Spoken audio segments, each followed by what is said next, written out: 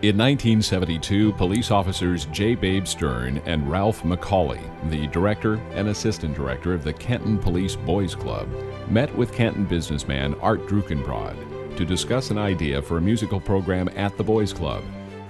With the help of other drum corps and World War II veterans, Druckenbrod teamed up with Tom Giacomittis to provide the drum corps knowledge and instruction, as well as Art's tailoring skills with uniforms, while Stern and McCauley provided the future corpsmen and women from the youth of Canton and Stark County. The name Bluecoats was chosen as a tribute to the police department's retired officers, as well as a program of the Kenton Police Boys Club. Back in 1972, it was merely students off the street who needed something to do, and they had instructors there who would teach us the basics, and it seemed kind of fun. Of course, I was 13 years old at the time, so anything would be fun, but I decided to stay around. The newly formed marching group got its feet and music rolling through the streets of Canton during the first years, performing at local events and parades. The practice facilities at the Old Boys Club weren't the best, with the drumline practicing in the club's bowling alley, while the hornline rehearsed in the boxing room. The Corps made its competitive debut in 1974, hosting its first Innovations in Brass Drum Corps show and performing at several competitions, including the U.S. Open in Marion, Ohio. The Corps wore stunning light blue jackets and dark pants with white helmets and white ostrich feather plumes long before Phantom Regiment.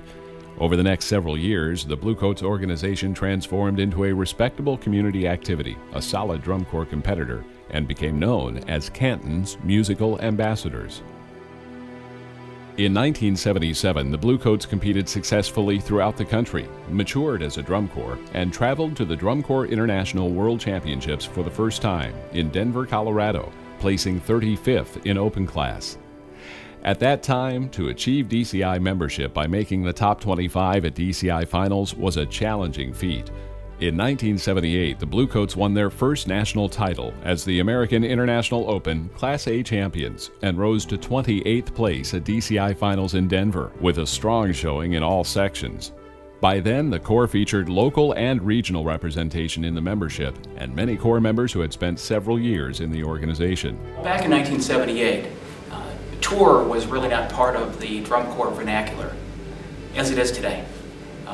For us, shows were primarily on weekends, so trips were much shorter back in 1978 and 1970s as compared to what it is today. Tour back in 1978, for us, for me at the time, it was the longest trip I'd ever taken. It was 10 days, and it took us from Canton, and it culminated in Denver that year at DCI. Following the 1978 season, a tough decision had to be made. With the rising cost of fielding a strong competitive drum corps, combined with a large turnover of the membership and staff, the Bluecoats were at a crossroads.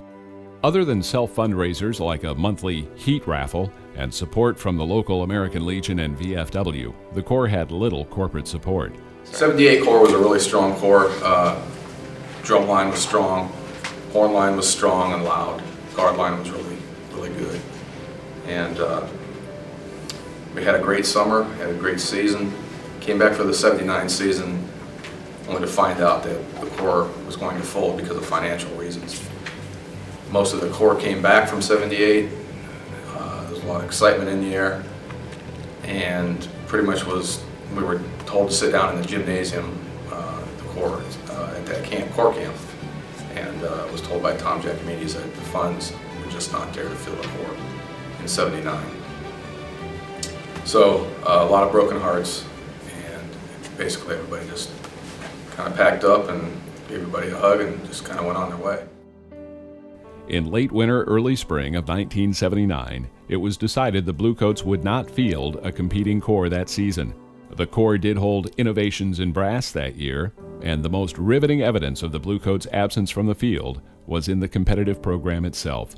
A photograph of an empty football field was above the Bluecoats' name and history with an explanation as to why the Corps wasn't in competition that season.